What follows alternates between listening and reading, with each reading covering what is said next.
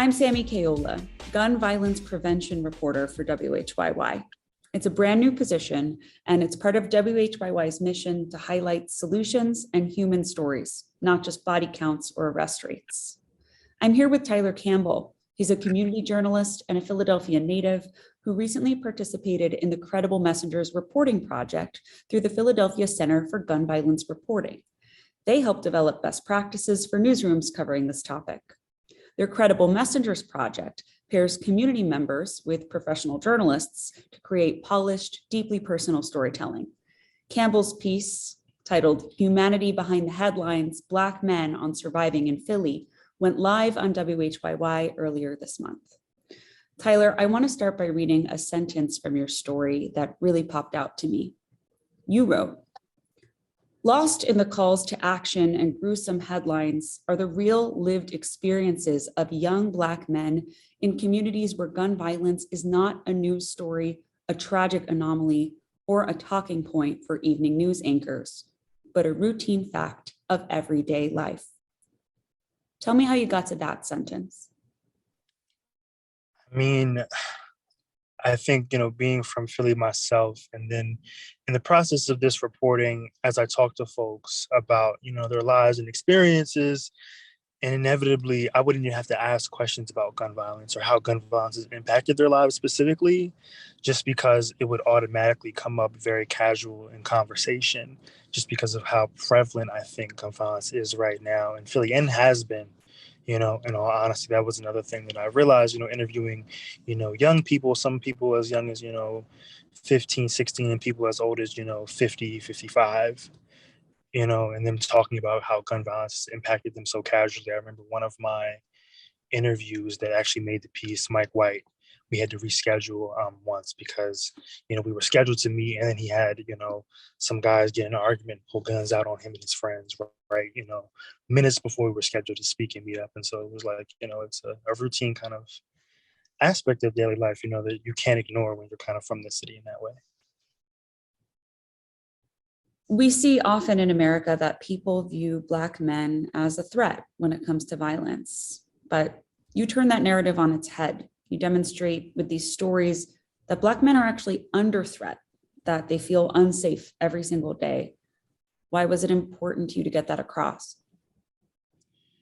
I mean, I think that's one of the biggest misconceptions I see around gun violence reporting and just conversations about, the violence in, Black and brown communities across Philadelphia is, there's always this heightened emphasis on the perpetrators of crimes and, why are, individuals perpetrating crimes and carrying guns. And, you see these initiatives with the gun buybacks and people trying to, enforce gun policy. But I think one of the things that isn't getting talked about as much as it should be is, what happens when, you grow up in a community where you always feel like you're under threat of, dying or being shot or shot at, and how that kind of impacts your psyche and how you move through the world, right? I think one of the more interesting statistics that I came across while doing this work was that, the leading cause of death for Black men in the United States between the ages of 1 and about 45 is all homicide.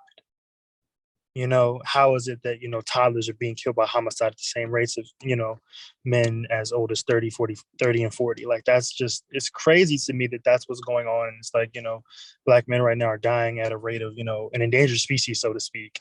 And it's, so normalized that it doesn't even seem to be a raising alarm in that kind of sense. And I think it's one of those things that just, I don't know, it gets to me because it's like, yo, every single day you have to be, prepare with the understanding that something is waiting outside to kill you, to, quote Lucille Clifton.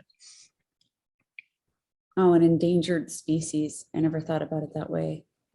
Yeah, I mean, that's like if Black people were pandas, all the animal rights people would be like, oh my God, this is a catastrophe, but unfortunately we're not. And so it's like, it doesn't raise the same alarm, which is always, super, super concerning for me. But it's like, you have a certain level of empathy for individuals when you realize that, like, a lot of people are carrying guns in the city, especially young people, just because, they have friends who were killed. They have, family members who were killed. They've seen people killed. And so it's like, they feel like everyone around them has a gun. And so now you're carrying a gun, not because you're some violent person, but because it's a means to protect yourself. I think, like, you look at the rhetoric used by police force, and how they're very scared oftentimes to go into communities, and they're often shooting first and, approaching regular day civilians with their guns out. And it's like, why are you so afraid? And it's like, that same crime element that I think law enforcement and I think, outsiders from communities are scared of, I think we're scared of too. I think, and so it's a lot of fear going on, but it's also, so normalized that it becomes like a desensitized kind of thing too. How did you find the men that you interviewed? So part of the Credible Messengers project is, trying to empower community journalists, meaning that you're from Philly, you have experiences in the city. And so one of the things that I wanted to do with this piece in particular is I wanted to kind of be an organic unfolding from my own network. And so the first thing I did is I started, thinking about people that I knew, people that I grew up with, and I started reaching out to individuals, who I played basketball with in my youth, who I might have went to school with at some point, or, people I knew from my neighborhood or from the barbershop, starting these like community social hubs. And I was started from going from there. So I did like my first round of, preliminary interviews with a bunch of different people. And then after every interview, I would say, hey, you know what, given you just been through this experience, give me one or two people that that you think might be interested in speaking or have something of a story to tell. And, from then it was this really neat thing that happened where I was like, I'm saying, I'm meeting all these different people, and I'm meeting people that are like once removed from my network, or I would like go up and show up to an interview with somebody who I scheduled, who was recommended to me, and then I know that person, or that person recognizes me from another setting. It shows you just how small Philadelphia is as a community. It's like, it's really just one large neighborhood, which is one of the things that I think makes it so special, so unique. And so I really wanted it to be that kind of, way, and shows how interconnected we all are, not even just like through neighborhoods, but all across the city, whether it be North Philly, South Philly, West Philly. It's like everybody is from everywhere. And it's just such a really great, melding of people together. And so that's how I wanted the story to unfold. Yeah, one of the things I really loved about this piece is you helped us get to know these guys. We learned like where they live, what their favorite snacks are, what their passions and hobbies are. But you also asked them about some of the hardest moments of their lives, some of these flashpoints when they were caught in the crosshairs or even pulling a trigger. What was it like to go there with them? Listen, it was intense. It was very, very intense. There were multiple times when we had to stop just because of how, deep we were getting, and people have emotional responses, or like, become choked up in speaking. And I think,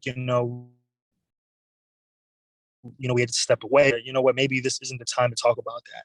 And so I think one of my roles as like, a journalist and as a person, first and foremost, is that, I don't want to push people too hard.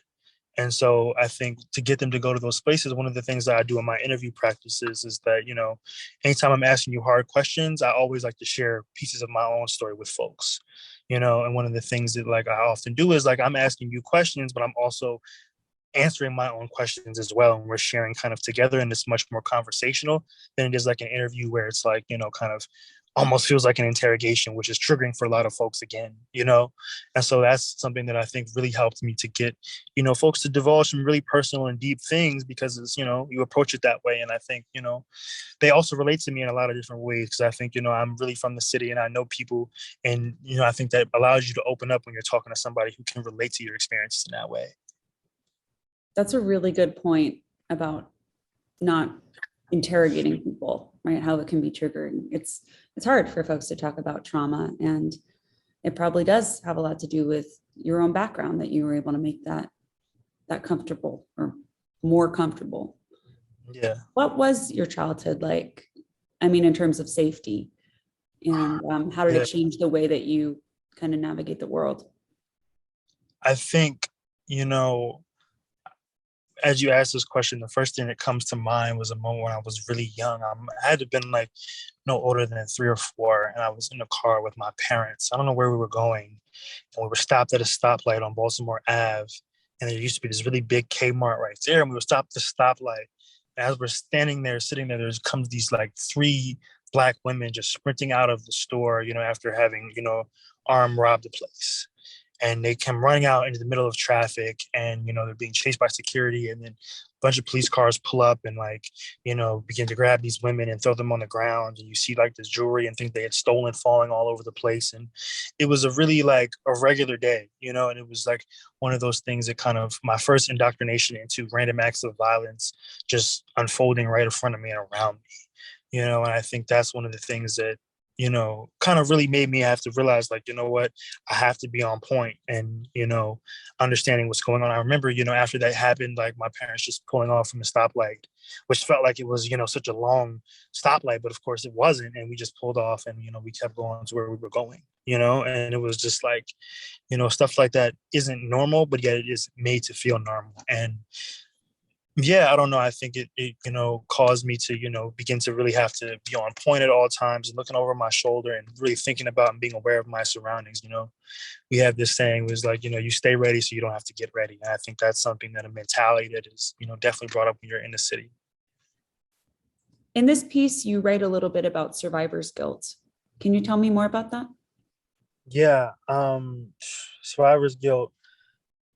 I think about, even just like conversations like this, I remember growing up and, me and all my homies were the same. We liked the same foods, we went to the same places. We all were, bright young kids who had a lot of future ahead of us. And I think that a lot of my friends, I'm one of the only few that was able to go to college. And then, of the few of my friends that actually went to college, one of the only ones to finish, and so I think about, how I'm afforded a lot of these different privileges. And like, I look at this interview, like no one's asking my homies about what they think about stories. No one's asking them about, what's going on in their lives. It's like, I feel a great deal of remorse because a lot of my friends are, in a lot more unfortunate circumstances than I am, currently. And that's something that I feel guilt about in a way, because it's like, why am I the person to make it out? Why am I the person with the access and the resources and the platform now? When I don't feel any more deserving or any more capable than any of them, and it eats at you because it's like, I got friends who are catching gun charges right now. I got friends who are, looking over their shoulder. I got friends who are, in the crossfire and in shootouts on a regular basis, and that's real. And I think about like, I'm sitting here worrying about, turning in assignments and how can I finish this project? And, I feel very privileged in that aspect and like, inundated from a lot of the things that, I grew up around and a lot of my friends are still dealing with. And, that's why I try to, with pieces like this, to shed light on those situations, those, occurrences, because I think, part of my role is and why I'm attracted to journalism, because the act of a really good journalist is shedding light on the stories and people that matter. And so for me, that's always an active paying it forward because I recognize that, I wouldn't be who I am today without those people, without my community, without those people shaping me. And so you kind of have to pay it forward, but also can't forget where you come from and trying to make sure that you're always elevating those voices and not forgetting to take them with you when you go places. And so that's why this story, it's as much as about myself as it is as much about the people who I feature in the story. And it's like, I remember, talking to folks and they're like, well, where are you in this story? Where are you in this story? And it's, it's not about me as much as it is about my community and the people that I, am in cohort with and in concert with all the time, the homies and people I grew up, my family, my extended family, or I guess the better word would be my chosen family, so to speak. At the beginning of your piece, you call out Philadelphia Mayor Jim Kenney and Pennsylvania Governor Tom Wolf for not declaring gun violence a state of emergency. What does that lack of action say to you? And what would a state of emergency look like? I mean, it says to me that the people that are elected to be our leaders and have our best interests at heart often do not, and that they themselves are caught up in politics and whatever else when there are real lives and real people who, are at stake here. I remember, last year there was a mass shooting at, I want to say, the Market Frankfurt Transportation Station right off North Broad Street at about 2:30 p.m. And I remember, being at that exact, transportation center, getting the bus and going home. Many a times I remember thinking like, yo, 2:30, that's right when schools get out. How could there be a mass shooting right here? This is like how bad, situations have gotten the city. And thinking that, this is a public health crisis. You know what I'm saying? We talk about the rates in which, people are dying, people are being shot. I saw the statistic a couple of weeks ago. They talked about how in the Philadelphia zip codes that are most plagued by gun violence, you're more likely to be shot than you are to die of COVID. We're in the midst of a global pandemic and a global crisis that is affecting everybody, and the rates of transmission are outrageous, and yet somehow still, you're lower likely to be shot than you are to die of COVID, which is, eye-opening because these same communities where gun violence is so prevalent are also the ones hardest impacted by COVID, which is like really puts that in perspective, and so I think communities need a response. with health issues with actual, health solutions. And that's why I think declaring it a public health crisis and officially making a state of emergency would be, very powerful in that kind of extent, right? And so I guess, one of the biggest worries is, of course, in a state of emergency, law enforcement gets to have more access and more control and more power, which I think is, on one hand, like more nerve wracking for individuals. And I think I saw the mayor perhaps or somebody in his team, talk about how that was one of the reasons why they didn't want to declare a state of emergency, which I think was interesting because if you look around and how the Philadelphia police operates, they already operate as if they're in full control of the city. If you go to North Philly, you go to West Philly, you sit on some of these blocks, the police spin a block every couple of minutes. And we already are so over police. So I can't even imagine how a state of emergency would further enhance that. And that excuse kind of felt like a scapegoat to me, so to speak. And I don't know. I also think that while it would, so to speak, empower police more, it would also empower other city agencies and community public facing agencies to also mobilize all their resources. And I think we as a people, in the city deserve to have gun violence placed at the top issue on, the list of things going on. And I think if, you look at how we treated COVID and how all the mobilized resources are going on, we're all sending out the rapid tests and we're sending out the masks and we're enforcing these things. And it's everywhere you go, if you walk in a WHYY, you walk in a corner store, you walk in a grocery store, we're talking about it and we're trying to make it into it. And I think that that's what gun violence really needs. It's really well said. And it's a really important parallel to draw. You're right, it is a crisis. Before we end, I want to circle back to journalism because it's something you and I are both here doing right now. What do you think the media can do better? What are we missing and how can we help move the conversation on this issue? Where to start? I mean, I guess the first thing for me is just trying to, be more than just a reporter and be more than just your profession sometimes. And I think what that means is, recognizing that, you're interviewing people and you're interviewing people's lives. And it's like, you're not just there for a story. And so what this looks like for me is, I completed this project. It's, been a year-long project. Haven't talked to some of those people, in a while, but I check in on them. I call them on a regular basis. I still, am in contact with those people and I still frequent those spaces. Even though that story is over, that story's published now. And so I think that like it's not a transactional thing where it's like, oh, I'm just here for the story and I'm, trying to talk to you because gun violence is an issue and my editor wants me to be here. And it's like, well, that's not how you're going to really be indoctrinated in these communities or become a community member in that kind of sense. I think it's important that people, live and work in the neighborhoods where they're reporting at. I think that that's the only way you can get a true pulse of what's going on in that community. And you're now talking about it from the perspective of somebody who's not an outsider, but somebody who's within that community. And then also just trying to shed light on, other journalists. I think, that's another thing that's really, really important is like, are you reposting the stories that other folks who of color are writing? You know what I'm saying? Are you elevating those stories? Are you, giving people pointers and tips? And then I think people have to consider like, what does it mean to really be, for the community? Like, and I think that doesn't necessarily have to be stuff that can be measured or shown, but it can be as simple as, when you see somebody on the street, you say hello to them, you look them in their eye. If you got a couple dollars in your pocket, you give it to somebody. In the wintertime, can you give a coat up to somebody? Can you take a kid, to give a kid a ride home from school, which is, a lot of times saving their life in some sort of circumstances.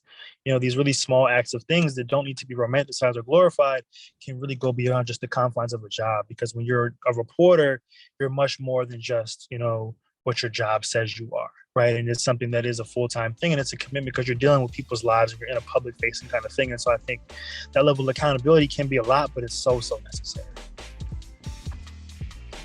Thank you for that, Tyler. And thank you for all your knowledge and wisdom and giving us your time today. This has been a really, lovely experience. And I thank you for taking the time and being flexible, of course, to, even come speak with me like this. It means a lot. Great. Well, we are definitely going to keep sharing out your piece. It was really excellent work and keep it up. Thank you so much. Likewise.